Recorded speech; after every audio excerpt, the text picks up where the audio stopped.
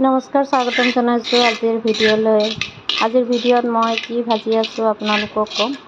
এয়া black rice হয়। Black rice ক'লা চাউল হয়। এই ক'লা চাউল আমাৰ খেতি অকণমান কৰোঁ, তাকে আজি মই ভাজি গুড়ি কৰি ৰাখিম।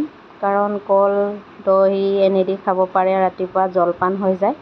কাৰণ ব্লেক ৰাইচটো বোলে বহুত চুগাৰৰ কাৰণে ভাল বুলি কৈছে। ময়ো নাজানো, হ'লেও মই শুনিছোঁ। কিন্তু মই এই খেতি অলপ কৰোঁ, বেছি নকৰোঁ, আধা বিঘামান কৰোঁ আৰু নিজে খাব পৰা হয় আৰু তাকে আজি ভাজি এনেকৈ ৰাখিম। আৰু মই চাউলটো ভাতৰ লগতো মিক্স কৰি খাওঁ বাৰু, বেলেগ চাউলৰ লগত। এয়া মই এনেকৈ গুড়ি কৰি ৰাখিছোঁ। এতিয়া মই কল দি খাম, নিজৰ কল। যদি ভিডিঅ'টো ভাল লাগে আপোনালোকে শ্বেয়াৰ কৰি দিব, কমেণ্ট কৰি দিব, ছাবস্ক্ৰাইব কৰি দিব।